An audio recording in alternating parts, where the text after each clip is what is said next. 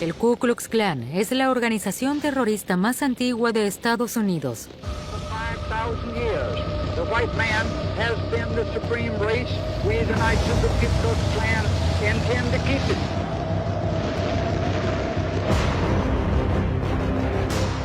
Esta sociedad secreta que promueve la supremacía de los blancos y el odio a los negros ha sobrevivido a diferentes épocas y siempre ha logrado resurgir de sus cenizas.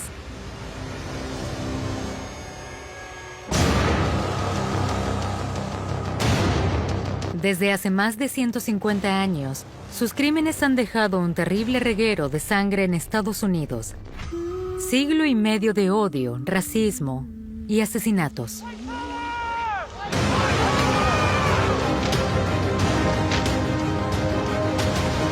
I say segregation now, segregation tomorrow, and segregation forever. I don't believe in segregation, I believe in slavery.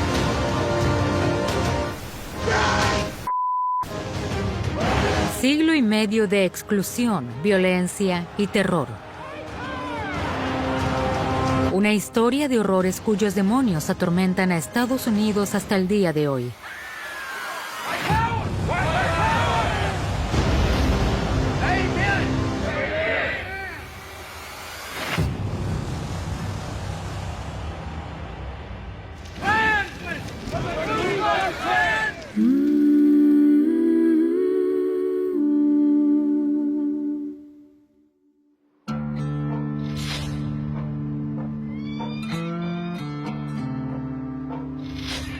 En junio de 1865 finaliza la Guerra de Secesión.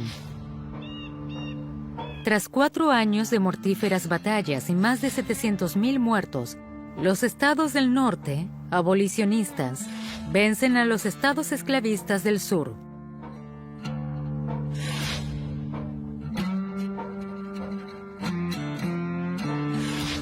El general Robert Lee capitula en Appomattox ante el ejército del general Ulysses Grant. Pocos meses después, la esclavitud es abolida. De los 9 millones de personas que viven en los estados sureños, casi 4 millones son esclavos. Por fin se libran de sus cadenas, son libres.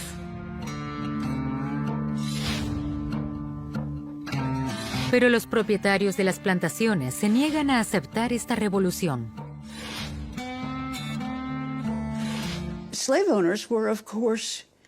A los dueños de esclavos les aterrorizaba el fin de la esclavitud. Temían perder una mano de obra muy barata, pero también de que los afroamericanos empezaran a reclamar derechos civiles.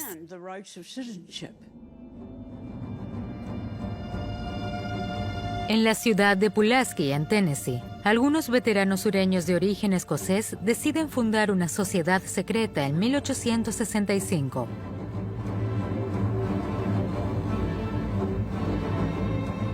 En un principio se fundó como una organización fraternal. Era una broma, una excusa para que unos cuantos tipos pudieran juntarse a beber cerveza y charlar.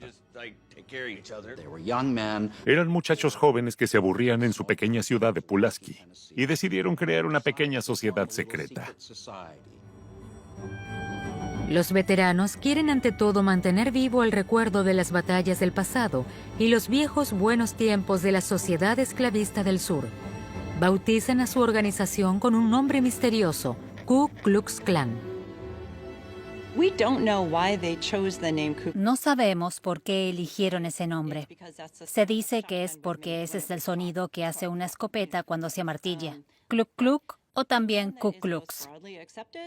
La teoría con mayor aceptación es que se llama así por la palabra griega que designa un círculo, Kuklos. Y tiene sentido, porque quienes fundaron el Ku Klux Klan habían estudiado latín y griego, y de hecho utilizaban frases en latín, sobre todo en algunos de sus escritos. Se tenían por personas muy cultas. A la palabra griega kuklos le añaden una palabra habitual en Escocia, clan, solo que con K. Así nace el Ku Klux Klan.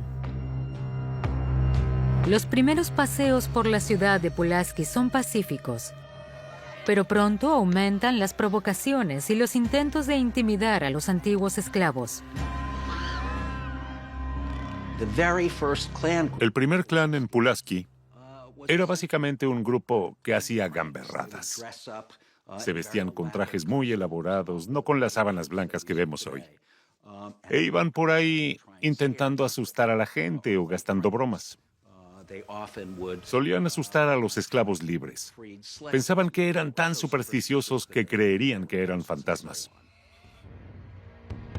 Se extiende el rumor de que esos encapuchados son los espíritus de los soldados sureños que cayeron en los campos de batalla y que buscan venganza. El miedo se apodera de los esclavos recién liberados. Pronto se forman en el sur otros grupos del clan: los caballeros de la Camelia Blanca, la Liga Blanca, las Camisas Rojas. Todos siguen el mismo patrón para imponer sus leyes. Los miembros del clan se ponen a las puertas de los colegios electorales para impedir que los negros voten. El sur debe permanecer en manos de los blancos. Se convirtieron en una especie de organización paramilitar, o, dicho con más propiedad, un grupo de pequeñas organizaciones paramilitares que muy rápidamente, en el transcurso de un año, pasaron a regular mediante la violencia lo que los negros podían y no podían hacer.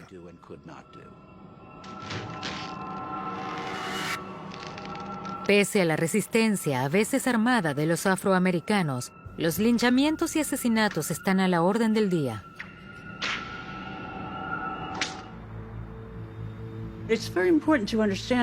Es muy importante entender que cuando linchaban a un individuo, su objetivo era intimidarlos a todos. Eso es terrorismo. Y en gran medida se salieron con la suya, porque aunque se abolió la esclavitud, los afroamericanos continuaron estando completamente sometidos. No podían votar, no podían conseguir trabajos decentes, no tenían acceso a la educación ni a la atención médica. Fue una campaña muy exitosa de una pequeña organización terrorista.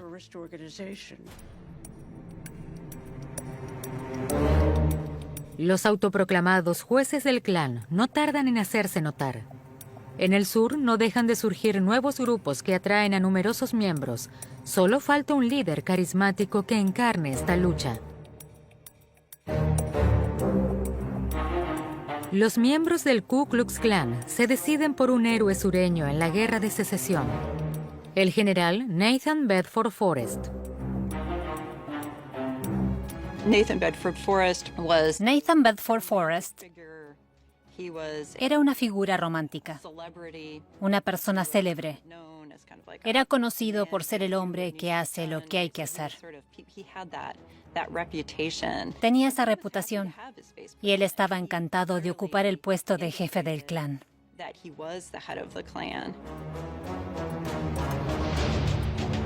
Para una organización violenta como esta, Forrest es el líder ideal. Su reputación lo precede. El ex comerciante de esclavos ha cometido numerosos crímenes de guerra. Con Forrest al frente, aumentan las acciones de los miembros del Ku Klux Klan. En 1868, la violencia alcanza su punto álgido. Poco antes de las elecciones presidenciales, arden decenas de juzgados, iglesias y colegios electorales.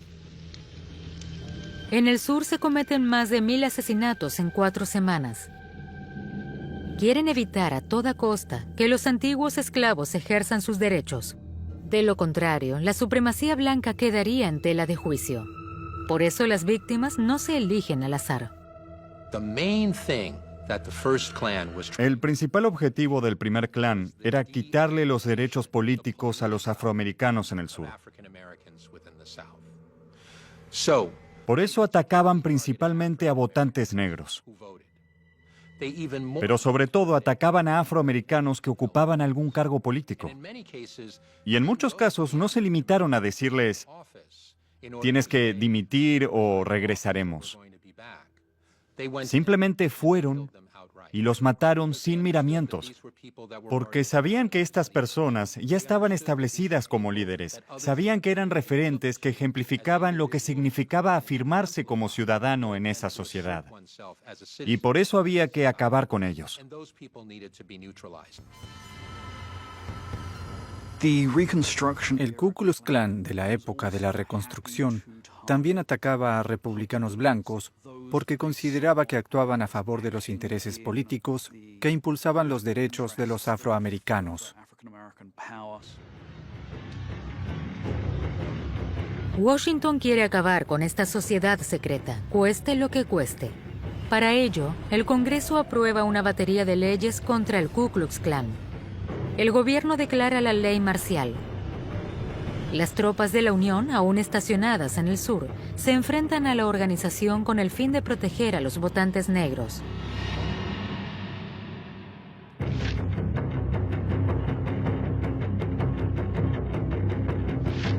La represión da sus frutos. En 1872, el Ku Klux Klan se disuelve oficialmente, pero ya es demasiado tarde. Los líderes supremacistas ya no lo necesitan.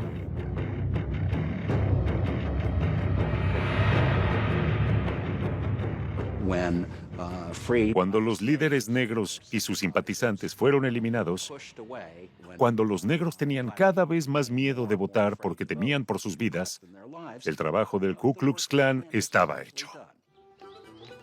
En 1877, el ejército de la Unión abandona el sur con un balance ambivalente. Se ha abolido la esclavitud, ahora debería haber igualdad, pero en cambio, se introduce gradualmente la segregación racial y estará vigente durante casi un siglo. En la vida cotidiana, negros y blancos ya no comparten espacio en las escuelas, las tiendas, el transporte público ni los hospitales. Los afroamericanos son separados de la población blanca, que sigue conservando todo el poder. Los negros continúan siendo ciudadanos de segunda clase.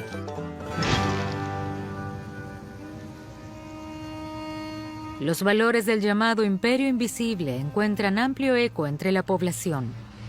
Los linchamientos de negros están a la orden del día. Y el gobierno federal mira hacia otro lado.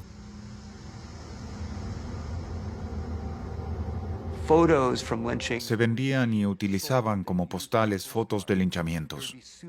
Se hacían souvenirs de estos ataques. Había gente que se tomaba fotos con víctimas de linchamientos. Eran actos que involucraban directa o indirectamente a amplios sectores de la población blanca.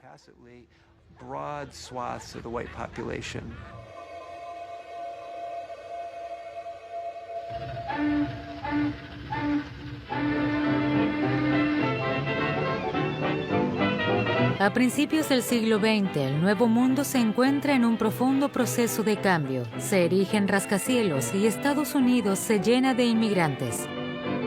Millones de europeos, católicos del sur y judíos del este de Europa, esperan encontrar un futuro mejor en el país industrializado más rico del mundo. El Ku Klux Klan cae en el olvido. Pero 50 años después del fin de la Guerra de Secesión, resurge de sus cenizas. En febrero de 1915, se estrena la película El nacimiento de una nación de David W. Griffith. El film se inspira en la exitosa obra de teatro The Klansman. Relata la historia de la Guerra de Secesión y el período de reintegración de los Estados Federados, la llamada Era de la Reconstrucción. Griffith rueda una película innovadora con elaboradas escenas de batallas, decorados realistas y música dramática.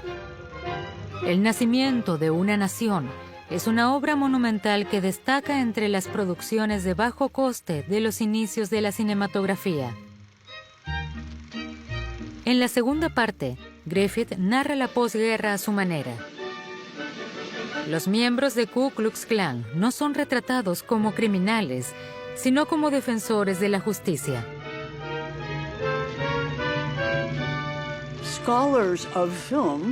Los expertos del cine la consideran muy innovadora y progresista en términos de iluminación o actuación.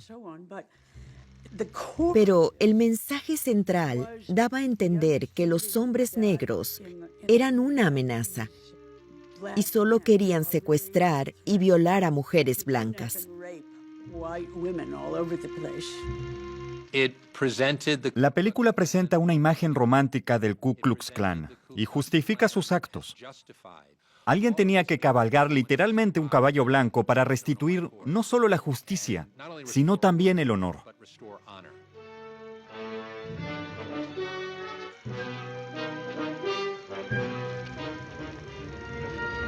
Los honorables caballeros del Ku Klux Klan imparten su justicia y el público exige más.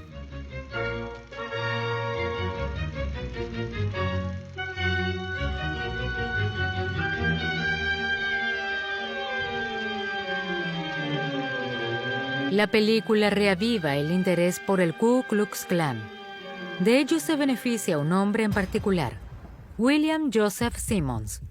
Este ex predicador de Alabama tiene experiencia con las fraternidades. En noviembre de 1915 organiza una ceremonia en Stone Mountain, cerca de Atlanta. Simmons sueña con un renacimiento del Ku Klux Klan para recuperar la herencia de los estados sureños y de paso ganar dinero. Tras su máscara de esqueleto, inventa rituales, ceremonias secretas y contraseñas. Para Simmons, el verdadero amor al prójimo empieza por él mismo. Se declara mago imperial de lo que él denomina Imperio Invisible. Y publica el código de honor del Ku Klux Klan, el Cloran. El clan renace así con un nuevo líder y leyes propias. Mientras que el nacimiento de una nación continúa incitando al odio, Simmons emite comunicados de prensa anunciando el regreso del Ku Klux Klan. De esta forma, la película se convierte en una pieza promocional de 180 minutos de duración a favor de su movimiento. Los jinetes encapuchados de Simmons se encuentran en las carteleras y las portadas de todo el país.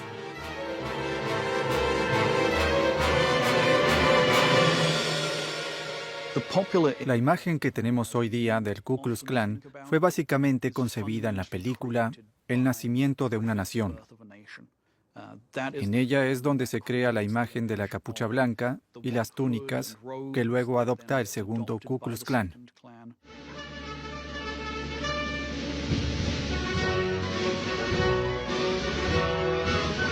El nacimiento de una nación se considera la primera superproducción de Hollywood. Más de 50 millones de estadounidenses se deleitan con esta película racista. La mayoría de los espectadores otorgan la misma credibilidad a las espectaculares batallas, al asesinato de Lincoln y, por supuesto, al heroísmo del Ku Klux Klan.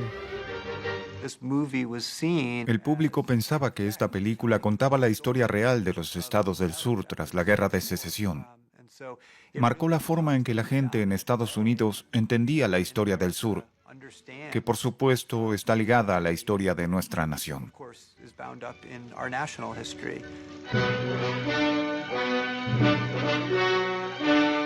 Los afroamericanos se movilizan para contrarrestar esta propaganda. La NAACP, la Asociación Nacional para el Progreso de las Personas de Color, exige que se prohíba la película. Algunas ciudades incluso la boicotean, pero el gobierno federal permanece impasible. La obra de Griffith es el primer largometraje que se proyecta en la Casa Blanca en presencia del presidente, por aquel entonces el demócrata Woodrow Wilson.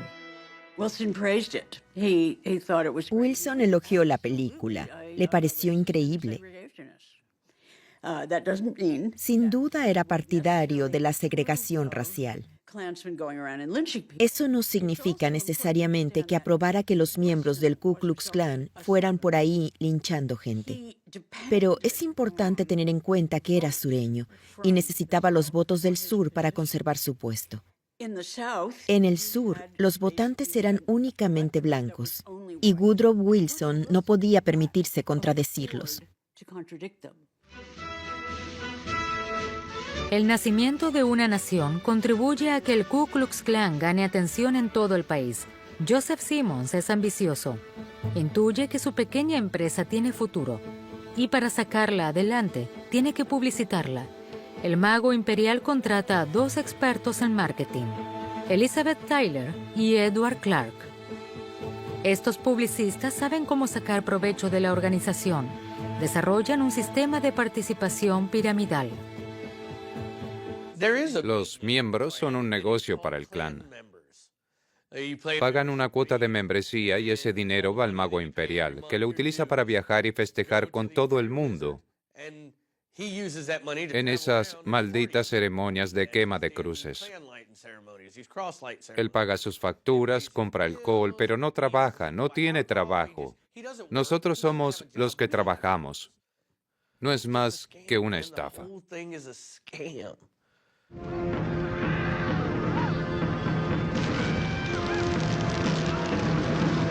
Los sermones, las reuniones y las ceremonias nocturnas atraen a más y más personas.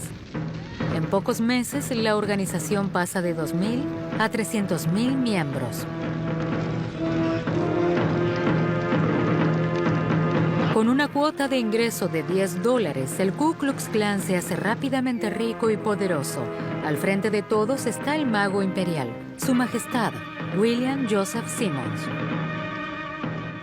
En la década de 1920, el Ku Klux Klan era extremadamente poderoso y poseía muchísimo dinero. William Joseph Simmons, por ejemplo, el fundador de la segunda era del Klan, vivía en una mansión multimillonaria. Así que por un tiempo, con el ingreso de todas esas cuotas, el Klan fue muy poderoso. El nuevo mundo está cambiando y los miedos de la mayoría protestante aumentan. El Ku Klux Klan tiene que adaptarse a los tiempos y amplía su negocio. Además de los negros, ahora también están en su punto de mira los inmigrantes, los urbanitas, los comunistas, los judíos y los católicos. El espectacular crecimiento de la organización es proporcional a su saldo bancario. La otrora sociedad secreta se convierte en una de las organizaciones políticas más poderosas de Estados Unidos. El Ku Klux Klan se ha extendido más allá de sus confines sureños por todo el territorio nacional. El 8 de agosto de 1925, más de 400.000 miembros del Klan marchan en Washington. Es una demostración de fuerza sin precedentes. No tienen miedo, se muestran con el rostro descubierto. Hiram Evans, el nuevo líder del Klan, se pavonea orgulloso al frente de la marcha. El Imperio Invisible nunca había hecho una demostración de poder semejante.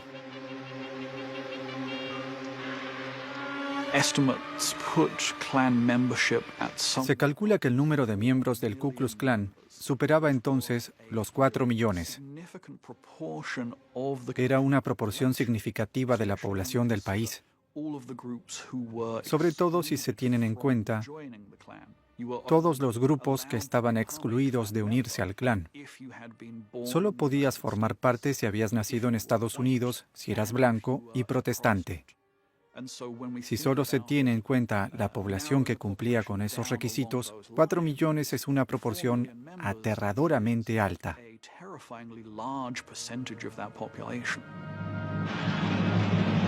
Mientras las cámaras muestran la marcha, los grupos de presión del Klan trabajan entre bastidores. Tienen una gran influencia en la política estadounidense. En la década de 1920, el Imperio Invisible ayuda a 11 gobernadores, 75 diputados y 16 senadores a subir al cargo. En sus memorias, el futuro presidente, Harry Truman, admite que formó parte del Ku Klux Klan durante un breve periodo de tiempo en su juventud, por motivos electorales. Cuando decimos que alguien como Harry Truman era miembro, hay que recordar que esto era algo totalmente respetable. En muchos lugares, la gente se unía al Klan porque les daba estatus. Era una organización muy respetada. Además, las divisiones del Klan, los Clavens, servían para lo que hoy día llamamos networking. para conocer a gente que podía convertirse en tus clientes o que podía darte trabajo o con los que cerrar negocios. En algunos lugares había un gran incentivo económico para formar parte del Ku Klux Klan. El Klan tiene el poder de impulsar carreras o destruirlas. En la Convención Nacional Demócrata de 1924, el Klan impide la victoria del candidato Al Smith por dos buenos motivos. Al Smith es católico y además se opone a la ley seca. Pero la mayor victoria del Ku Klux Klan es la introducción de una estricta ley de inmigración. El Klan ayudó a aprobar la Ley de Inmigración de 1924, que por primera vez creó un sistema de cuotas migratorias en Estados Unidos que favorecía enormemente a los europeos blancos del norte. Es decir, a los procedentes de países germánicos y el Reino Unido. De 1924 a 1965, cuando se reformó el sistema migratorio, Estados Unidos básicamente tenía un sistema de inmigración ideado por el Ku Klux Klan que, más o menos, solo permitía ingresar al país a los llamados arios.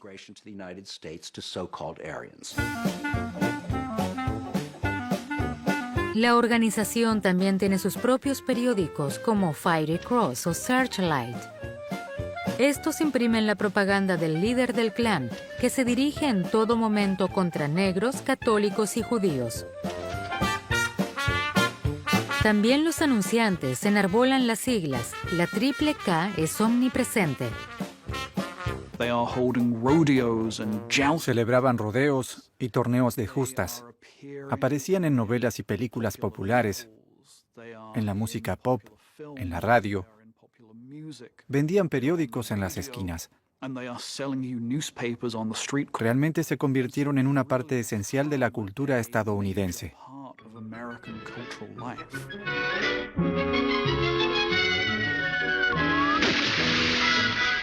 La secta es buena para las ventas y por eso está en todas partes. Las figuras encapuchadas aparecen en películas de dibujos animados y en cortometrajes. Incluso Harold Lloyd trata de huir de ellos en sus cómicas aventuras.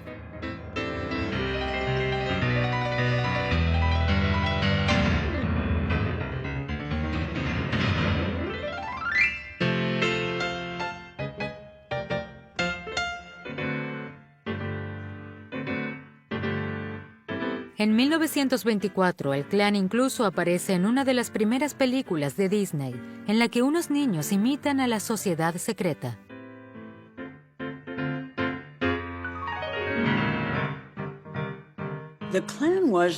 El Klan fue de sobra el mayor movimiento social en la década de 1920. No solo era una organización de masas con entre 3 y 6 millones de integrantes, también era una organización familiar con actividades para niños y jóvenes. Mientras que el Ku Klux Klan organiza inofensivas actividades en público, continúa cometiendo crímenes en secreto.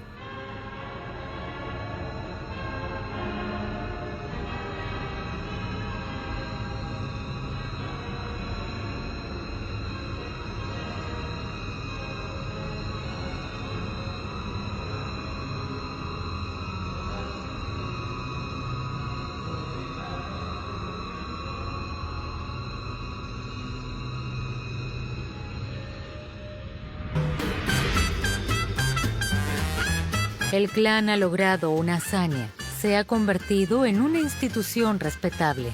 Su mago imperial incluso aparece en la portada de la prestigiosa revista Time.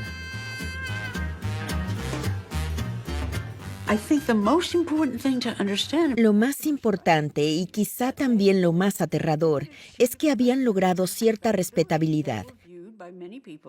Mucha gente en Estados Unidos los veía como una agrupación política legítima.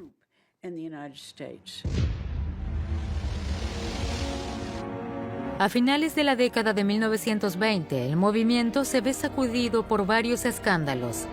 David Stephenson, el nuevo hombre fuerte del Klan, que como gran dragón de Indiana está al frente de 100,000 miembros, es condenado por la violación y el asesinato de su asistenta.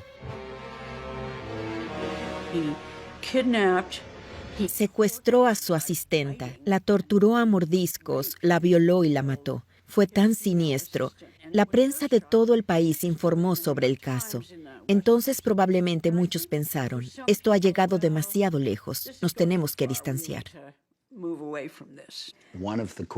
Uno de los grandes objetivos del Klan en la década de 1920 era proteger la castidad de las mujeres blancas. Aseguraban que esto era 100% estadounidense, proteger el honor y la virtud de las mujeres blancas. La condena al hombre más famoso del Klan en el país por una violación tan terrible y, en última instancia, por el asesinato de Madge Oberholzer, destruyó por completo el Klan de Indiana y luego, en oleadas, el resto del Ku Klux Klan se vino abajo. Stephenson es condenado a cadena perpetua y como ya no tiene nada que perder, lo confiesa todo. Aporta documentos que demuestran qué funcionarios de Indiana fueron sobornados por el Klan. El gobernador Ed Jackson y muchos otros son incriminados. Una carta de John Duval, el alcalde de Indianápolis, muestra la extensión de este cáncer. Si soy elegido alcalde, prometo no cubrir ningún cargo sin la aprobación del señor Stephenson.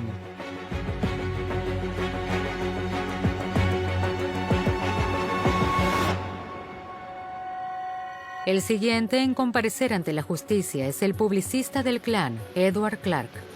Es visto regularmente en compañía de prostitutas o bebiendo whisky en contra de los valores religiosos que representa el Klan.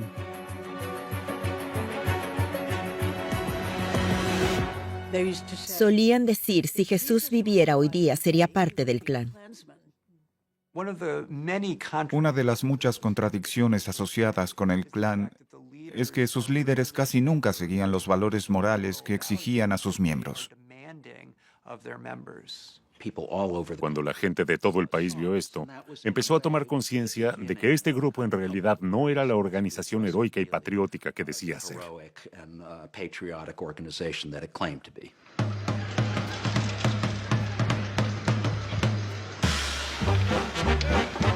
A finales de la década de 1920, la organización se ve aún más debilitada por la gran crisis económica en Estados Unidos. Sus integrantes no pueden ni siquiera pagar las cuotas. Las reformas económicas del presidente Franklin Roosevelt transforman las regiones rurales del sur y crean puestos de trabajo. Ya no hace falta ser parte del Klan para ascender socialmente. Los blancos más pobres se van desvinculando del Ku Klux Klan. Justo después de la victoria de Franklin Roosevelt, se abole la ley seca. Beber alcohol vuelve a estar permitido. El Imperio Invisible ha perdido la lucha contra el consumo de alcohol y no será su última derrota. En 1939, Hollywood adapta la novela histórica Lo que el viento se llevó, un drama épico ambientado en la Guerra de Secesión y cargado de prejuicios racistas. Mientras que el Klan estaba muy presente en la novela de Margaret Mitchell, en la película se eliminan las referencias sin dilación.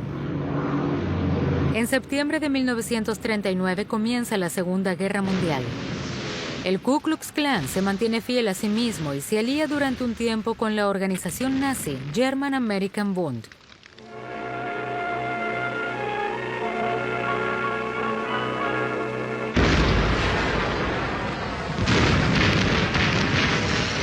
Pero en diciembre de 1941, Estados Unidos entra en la guerra tras el ataque a Pearl Harbor.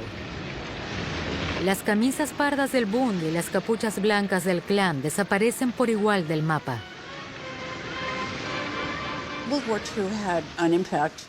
Con la Segunda Guerra Mundial, la gente empezó a alejarse del Ku Klux Klan. El ejemplo de las políticas nazis redujo la popularidad de los distintos tipos de fanatismo. Además, surgió un movimiento para dar a conocer la diversidad de las Fuerzas Armadas, donde había muchos judíos y católicos luchando por Estados Unidos. Así que era un poco difícil mantener la hostilidad hacia esos grupos en aquel momento.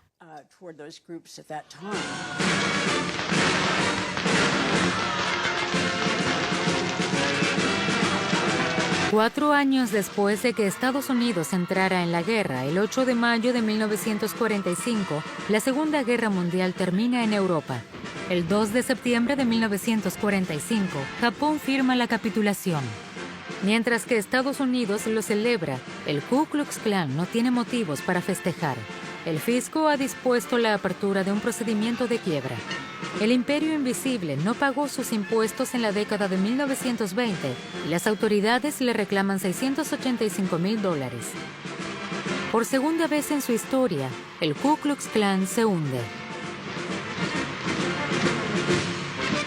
Pero las cabezas encapuchadas de la Hidra vuelven a crecer con rapidez. La posguerra es un periodo propicio para el resurgimiento del Klan. Además de la creciente preocupación ante el comunismo, los supremacistas blancos también temen el regreso de los soldados afroamericanos.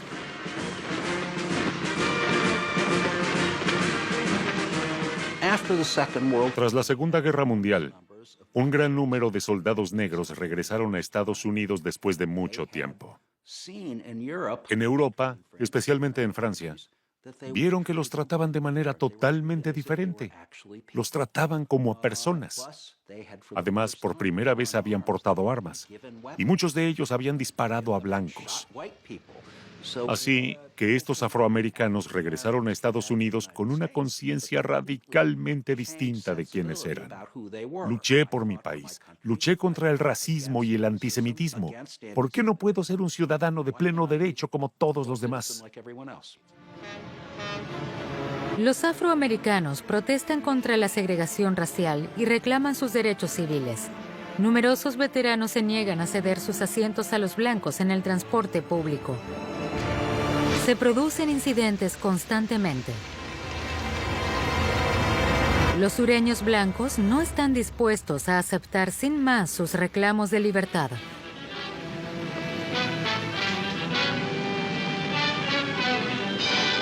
The Ku Klux Klan returns to the South, complete with traditional white hoods, the sheet shortage notwithstanding. About 700 Klansmen prepare for the first meeting to be photographed since 1941. The assembly point atop Stone Mountain is 16 miles east of Atlanta, Georgia. Klan leaders predict similar revivals throughout America. En octubre de 1946, Samuel Green, que lleva 20 años siendo miembro del Ku Klux Klan, asume el mando de la organización. Este médico de Georgia celebra numerosas ceremonias que publicita ampliamente. Vende los derechos de imagen a la prensa, entre otras, a Life Magazine. We don't hate God made him black, and he made us white. And you will find this laid out in the 11th chapter of Genesis, in which he segregated the races. And we knowing that for 5,000 years, the white man has been the supreme race, we the Knights of the Ku Klux Klan intend to keep it the white race. Pese a su disolución, el Ku Klux Klan ha sido capaz de mantener en secreto sus estructuras. Ahora miles de personas quieren volver a jurar lealtad a la organización. La ceremonia de ingreso se llama ceremonia de naturalización. Jura lealtad, jura proteger la raza blanca y nunca des la espalda a tus hermanos. Este tipo de cosas. Es realmente infantil. Pero yo me sentí iluminado. Sentí que pertenecía a algo, que me lo había ganado porque había trabajado por ello. Se esfuerzan porque te sientas orgulloso.